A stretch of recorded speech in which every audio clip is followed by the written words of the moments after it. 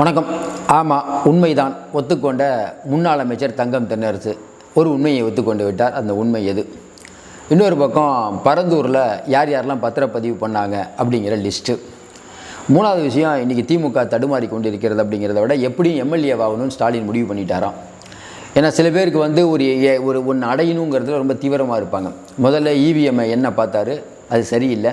இவன் மொத்த மிஷினையும் என்ன சொல்கிறாராம். அதற்கடுத்து தேர்தல் ஆணையம், இப்படி அடுத்து அமித்ஷா சந்திப்பு, இப்படி அவருடைய பட்டியல் நீண்டு கொண்டே போயிருக்கிறது. எப்படியும் எம்எல்ஏ ஆகணும். பார்த்துட்டு இருக்க மக்கள் சொல்லுங்கள், இன்றைக்கி இருக்கக்கூடிய சட்டமன்றத்தில் ஸ்டாலின் அவர்கள் போயிருந்தால் சபையை சிறப்பாக நடத்தியிருப்பாரா? ஏன்னா இப்போ உதயநிதி இருக்கார், அந்த இடத்துல ஸ்டாலின் இருந்தால் எப்படி இருக்கும்? அதை பற்றி உங்களுடைய கருத்துக்களை சொல்லுங்கள். திமுக நினைக்குது இன்றைக்கி மட்டும் ஸ்டாலின் மட்டும் போயிருந்தால் இன்றைக்கி சிஎம் விஜயை ஆட்டி படைச்சிருப்பார் அவருடைய அதிர வைக்கக்கூடிய கேள்விகளால் அப்படிங்கிற மாதிரி சொல்கிறாங்க. பார்த்துட்டு இருக்க மக்களுடைய கருத்துக்களை சொல்லுங்கள். திமுக திணறிக் கொண்டிருக்கிறேனே சொல்லலாம். குறிப்பாக 70 வயசுக்கு மேலே இருக்கவங்கள நாங்கள் வெளியே அனுப்பிடுவேன்னு சொன்னாலும் இன்னும் பஞ்சாயத்து முடிந்த பாடில்லை. இன்னொரு பக்கம் பரந்தூர் விஷயத்தை வச்சு இன்றைக்கி இருக்கக்கூடிய சிஎம் பேரை கெடுக்கலாம். ஏன்னா பரந்தூர் ப்ராஜெக்டை நீங்கள் கைவிட்டுட்டீங்க. அப்படிப்பட்ட சூழ்நிலையில் அங்கே இருக்கக்கூடிய விவசாய நிலங்களை என்ன பண்ண போகிறீங்க? அங்கே புதுசாக தொழிற்சாலைகள் ஆரம்பித்தால் அதுக்கும் இயற்கை வளங்கள் பாதிக்கப்படாதா? விவசாயம் பாதிக்கப்படாதா? டேட்டா சென்டர்லாம் ஆரம்பித்தா தண்ணி எடுத்துட்டிங்கன்னா விவசாயம் எங்கே போகும்? அதனால் அந்த நிலத்தை அங்கே மக்களுக்கே கொடுக்கணும் அப்படிங்கிற மாதிரி கம்யூனிஸ்டில் சில பேர் பேச ஆரம்பிச்சிட்டாங்க. கவர்மெண்ட் பணம் கொடுத்து விவசாயிகளுக்கெல்லாம் பணம் கொடுத்தாச்சு, மறுபடியும் ஃப்ரீயாக திருப்பி கொடுக்க முடியுமா? 5 வருடம் அதை யூஸ் பண்ணலைன்னா அவங்களுக்கே போயிடும் அப்படின்னு சில பேர். அப்படிலாம் இல்லை, சட்டத்தில் திருத்தம் இருக்கிறது. அமைச்சர் கீர்த்தனா சொல்கிற மாதிரி அதெல்லாம் ஒன்றும் பிரச்சனை இல்லை, வேறு எதுக்கும் நாங்கள் யூஸ் பண்ணிக்கலாம் அப்படிங்கிற மாதிரி பலவிதமான கருத்துக்கள். சொன்னதை செஞ்சுட்டார் முதல்வர், அதில் பேர் வாங்கிட்டார். இதையும் தாண்டி வட இந்தியாவில் நல்ல பேர். அதை பற்றிலாம் டீட்டெயிலாக பார்க்க போகிறோம். பார்த்துட்டு இருக்க மக்கள் சொல்லுங்கள், இன்றைக்கி டிவி காட்சி சிறப்பாக செயல்பட்டு கொண்டு இருக்கிறதா? அங்கொன்றும் இங்கொன்றுமாக பல பிரச்சனைகள் இருந்தாலும் இந்த அரசு எப்படி செயல்பட்டுருக்கு? எனக்கு பொறுத்த வரைக்கும் அங்கொன்று இங்கொன்று குறை இருந்தாலும் நல்லா பண்ணிகிட்ருக்குன்னு நான் நினைக்கிறேன். உங்கள் கருத்தை சொல்லுங்கள். அதே மாதிரி முன்னாள் முதல்வர் ஸ்டாலின் மட்டும் சட்டசபைக்கு போயிருந்தால் ரணகலமாக இருக்கும் அப்படின்னு திமுகவினர் சொல்கிறாங்க. அதை பற்றி உங்களுடைய கருத்து என்ன? இப்போ நம்ம நிகழ்ச்சிக்கு போவோம். முதல்ல நம்மளுடைய தங்கம் தென்னரசு உண்மையை ஒத்துக்கொண்டு இருக்கிறார். அந்த என்ன உண்மை? அதாவது பொய் சொன்னாலும் பொருந்த சொல்லணும் அப்படின்னு ஒரு பழமொழி இருக்கும், உங்களுக்கு தெரியும். ஒரு இடத்துல ஒரு இடம் இருக்குது, ஒரு கல்குவாரி இருக்குதுன்னு வச்சுக்கோங்களேன். அந்த கல்குவாரி அமைச்சரோடையது அப்படின்னு நம்ம சொல்கிறோன்னு வச்சுக்கோங்களேன்.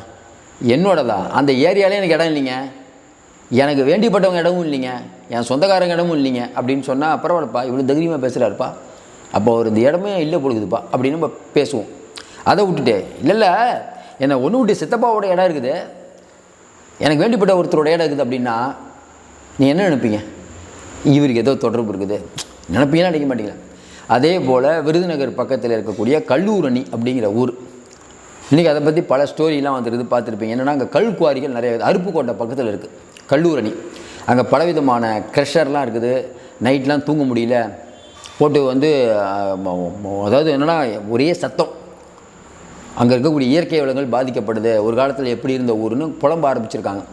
இப்படிப்பட்ட சூழ்நிலை எல்லாரும் கை காட்டுவது இதுக்கெல்லாம் காரணம் யாருன்னா தங்கம் தென்னரசுடைய பினாமி அப்படின்ட்டு தான் எல்லாரும் க்ரெஷர் போட்டு எடுக்கிறாங்க. ஒன்றும் பண்ண முடியல, போன கவர்மெண்ட்லலாம் நாங்கள் மனு போட்டோம், ஒன்றும் நடக்கலை அப்படின்னு சொல்கிறாங்க. அங்கே போய் பார்த்துட்டு உண்மைதான் அப்படின்னு இன்றைக்கி பல பத்திரிகைகள் அறிக்கை சொல்லியிருக்காங்க. இது சம்பந்தமான தங்கம் தென்னரசுடைய ஃபோன் பண்ணி கேட்கும்போது எப்பயுமே இந்த மாதிரி ஃபோன்லாம் நிறைய பேர் எடுக்க மாட்டாங்க, தொடர்பு இல்லைக்கு வெளியில் இருப்பாங்க. ஆனால் ஃபோன் எடுத்துகிட்டு அவர் என்ன சொல்கிறாரு? ஆமாம் உண்மைதான், என்னுடைய உதவியாளர் அங்கே கல்குவாரி வச்சுருக்காரு, பட் என்னுடைய இது இல்லை, ஆனால் அரசாங்க அனுமதியோடு தான் அது பண்ணிகிட்டு இருக்காரு அப்படிங்கிறாங்க.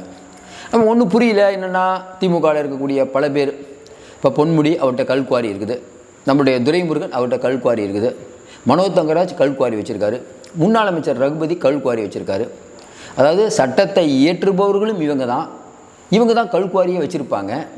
இன்னொன்று பார்த்தீங்கன்னா, சப்போஸ் கல்குவாரியில் விதிமீறல் ஏற்பட்டால் இன்றைக்கி அமைச்சருடைய கல்குவாரியை திமுக அரசில் ஆய்வு பண்ண முடியுமா? பார்த்துட்டு இருக்க மக்கள் நீங்கள் சொல்லுங்கள். இன்றைக்கி இருக்கக்கூடிய சூழ்நிலையில் அரசாங்கமே இப்போ நம்ம சிஎம் ஆதவர்ஜுனா இல்லை அமைச்சர் நிர்மல்குமார் இவங்கெல்லாம் அவங்கவுங்க ஒரு கம்பெனியை ஓப்பன் பண்ணி நாங்கள் சாலை பணிகளை நடத்துகிறோம் இப்படின்னு சொன்னால் அது சரியான முறையாக இருக்குமா? இப்போ சேகர் பாபுவோடைய பசங்க 2 பேர், அவங்க 2 பேரும் பார்த்திங்கன்னா சாலை பணிகளை டெண்டர் எடுத்து பண்ணுறாங்க. அப்போ கடந்த கவர்மெண்ட்டில் அவங்களுக்கு தான் நிறைய டெண்டர் கொடுத்துருப்பாங்க. செந்தில் பாலாஜிக்கு வேண்டி அவரே தொழிலதிபர்ன்ட்டார் செந்தில் பாலாஜி, அவருக்கு வேண்டிப்பட்ட நிறுவனத்துக்கு தானே கொடுத்துருப்பாங்க. அதுபோல் இன்றைக்கி தங்கம் தென்னரசு அவர்கள் இன்றைக்கி என்னுடைய உதவியாளர் அப்படின்னு சொன்னாலும் வெகுஜன மக்கள் இதை நம்ப தயாராகலை. பார்த்துட்டு இருக்க மக்கள் உங்களுடைய கருத்து சொல்லுங்கள். இல்லைங்க தங்கம் தென்னரசு ரொம்ப நல்லவர்னு கூட நீங்கள் சொல்லுங்கள். ஏன்னா நம்ம ஏவா விழுவை பற்றியும் சேகர் பாபு பற்றியும் நேரு அவர்களை பற்றியும் பேசும்போது இந்த விஷயத்தையும் பேசி தான் ஆகணும். அதனால தான் சொல்கிறேன், பார்த்துட்டு இருக்க மக்கள் உங்களுடைய கருத்தை சொல்லுங்கள். இது எப்படி சரியாக வரும் எனக்கு ஒன்றும் புரியல. இப்போ டிவிகேல வந்து இன்றைக்கி அமைச்சர் ஆதவுடைய யாராவது சொந்தக்காரங்க வந்து ஒரு பிஸ்னஸில் ஈடுபடுறாங்க, அந்த கவர்மெண்ட் டெண்டர் எடுத்தாங்கன்னா அப்போ நம்ம சொல்லலாம் எல்லாம் வந்து டெண்டர் எடுத்தால் தப்புங்க அப்படின்னு. ஏன்னா இதுக்கு முன்னாடி வந்து உலக வங்கி அனுமதியோடு நம்ம வந்து டெண்டர் அறிவித்தாங்க. ஏன்னா உலக வங்கி நிதியோடு தான் அந்த டெண்டர் நெடுஞ்சாலைத்துறை டெண்டரு. அதுக்கு வந்து எடப்பாடி பழனிசாமியுடைய சம்மந்தி எடுத்தார்.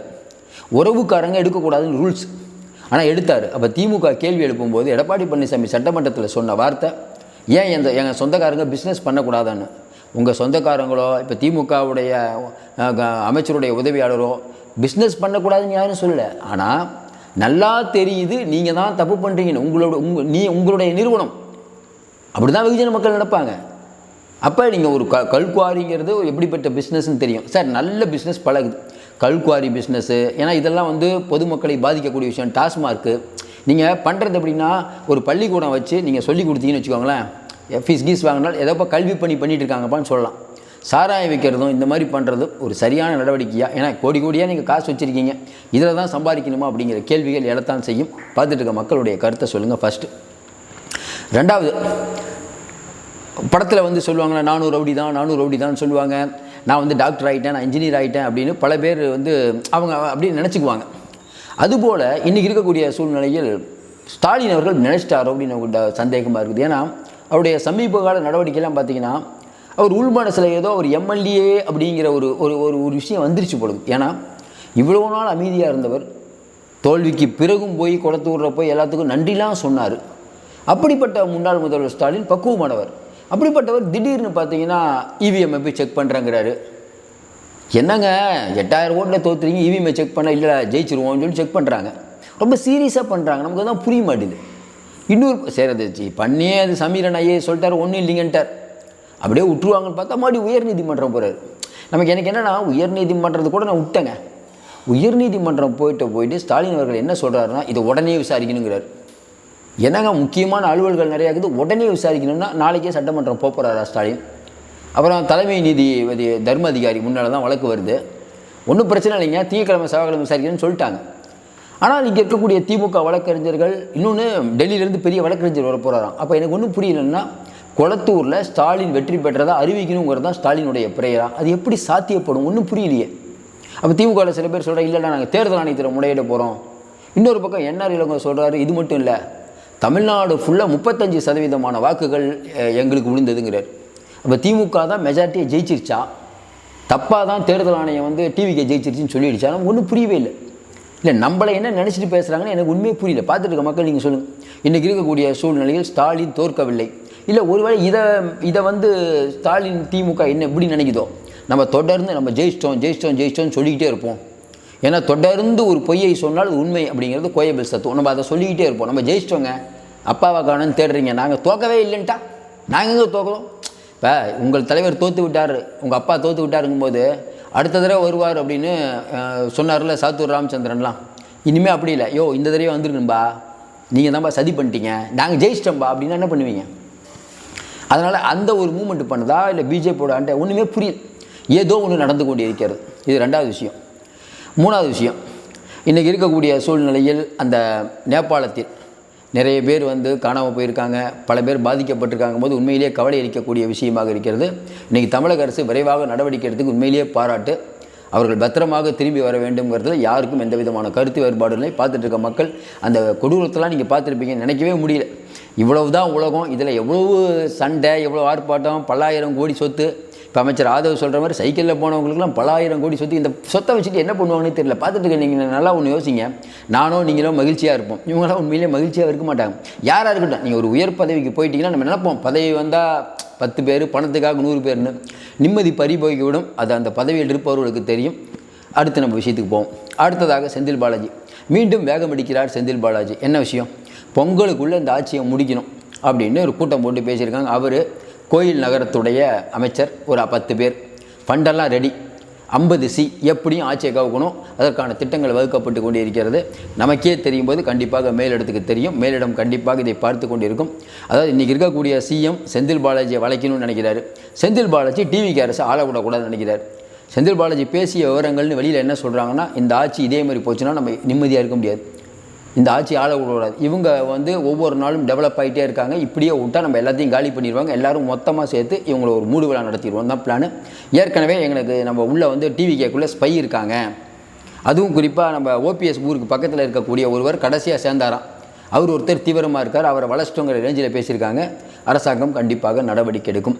இது அடுத்த விஷயம். அடுத்து பரந்தூர் விமான நிலையம். பரந்தூர் விமான நிலையத்தை வந்து இன்றைக்கி இருக்கக்கூடிய சிஎம் கைவிட்டது. பிரைம் மினிஸ்டராக ஆசைப்படுறாரு. அப்போ என்னென்னா, இன்றைக்கி வந்து தமிழ்நாடு மட்டும் இல்லாமல் பல மாநிலங்களில் எல்லாம் என்னென்னா, விவசாயத்தை காத்தவர் சிஎம், தமிழ்நாடு சிஎம். பசுக்களுக்கு வந்து யாராவது தீங்கிழைத்தால் இந்த சிஎம் வந்து கடுமையாக நடவடிக்கை எடுப்பார். அதே மாதிரி பெண்களுக்கு கொடுமைனா தூக்கில் போடுறாரு. அதே மாதிரி கோயிலில் இருக்கக்கூடிய உண்டிகள்லாம் எடுத்து கல்லூரிக்கும் ஸ்கூல்லையும் வச்சு அதன் மூலிமா பல பள்ளிக்கூடங்களை கட்டுறாரு. சிங்கப்பெண் படை அமைத்து பெண்களை பாதுகாக்கிறார். இப்படி வட இந்தியா முழுக்க ரீல்ஸ், அது கிட்டத்தட்ட ஒரு 50 லட்சம் சாதாரணமாக பார்க்குறாங்க. அது ஒரு பெண் பேசின வீடியோ. ஆமாரா சிஎம் விஜய் ரியல் ஹீரோ நெய், ரியல் ஹீரோ அப்படின்னு அவங்க பேசக்கூடிய விஷயம் வந்து இன்றைக்கி பெரிய அளவுக்கு கிட்டத்தட்ட 1.5 கோடி பேர் பார்த்துருக்காங்க. உன்கோ கம்னே காவியாத்காரனோக்கோ இதெல்லாம் அவங்க பேசுகிற டைலாக் இதெல்லாம் பெரிய அளவுக்கு போயிட்டு இருக்குது. அடுத்ததாக இன்றைக்கி தமிழ்நாட்டிலேருந்து ஒரு பிரைம் மினிஸ்டர் உண்டாக்கிட்டார். இப்போவும் சொல்கிறான், தமிழ்நாட்டிலேருந்து வந்து இன்றைக்கி இருக்கக்கூடிய சிஎம் வந்து பிரைம் மினிஸ்டரான எல்லாருக்கும் மகிழ்ச்சி தானே, தமிழ்நாடு ஒருவன் பிரைம் மினிஸ்டரான எல்லாருக்கும் மகிழ்ச்சி தானே. அதற்கான முடியுமா அப்படின்னா நம்ம ஏற்கனவே சொல்லிட்டோம். இந்த வெறும் 46 சீட்டு வச்சுருந்து 1996 தேவகவுடா பிரதமர் ஆனார், சந்திரசேகர் அவர்கள் பிரதமர் ஆனார், ஐக்கிய குஜரால் அவர்கள் பிரதமர் ஆகும்போது ஏன் ஆகக்கூடாது, தமிழன் ஆகக்கூடாது. அதுக்கான ஒரு சரியான நேரம் வந்தது, மூப்பனார் ஆக வேண்டியது. அதை கெடுத்தவர் யாருன்னு ஊருக்கே தெரியும்.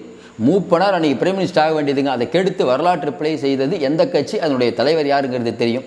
1974 காவேரி பிரச்சனை அப்படியே போயிருந்தால் இந்நேரம் முடிஞ்சிருக்கும். அப்போ பிரைம் மினிஸ்டர் சொன்னார்னு வாபஸ் வாங்கணும்னு திமுக தான் சொன்னிச்சு. அப்போ அந்த திமுகவை மக்கள் மன்னிக்க மாட்டார்கள் அப்படிங்கிறது தான் இந்த தேர்தலில் நம்ம பார்த்துக்கூடிய விஷயம். சட்டசபையிலே தெரியும், உதயநிதி திணறிட்டு இருக்கிறத பார்க்குறோம். திமுகவில் அதிரடி மாற்றங்கள். 70 வயசுக்கு மேலே இருக்கவங்களாம் விளக்குறாங்க. சார் ஒரே விஷயந்தான், நீங்கள் 70 வயசுக்கு மேலே இருக்கவங்கள மாற்றினாலும் சரி, யாரை மாற்றினாலும் சரி, முதல்ல தலைவரை மாற்றுங்க, அப்போ தான் கட்சி உருப்படும் தான் கடைகோடியில் இருக்கக்கூடிய தொண்டருமாம். உதயநிதியுடைய பேச்சும் சரியில்லை, அவருடைய நடவடிக்கையும் சரியில்லை, சட்டசபைக்கு பாதி நேரம் வரதே இல்லை. இப்படிப்பட்டவரை வைத்துக்கொண்டு திமுக உருப்படுமாங்கிறத பார்த்துட்டு இருக்க மக்கள் சொல்லுங்கள். தொடர்ந்து நிறைய அண்மை தகவலை தந்துட்டுருக்கோம். தொடர்ந்து ஆதரவு கொடுங்கள். மீண்டும் சந்திப்போம். நன்றி, வணக்கம்.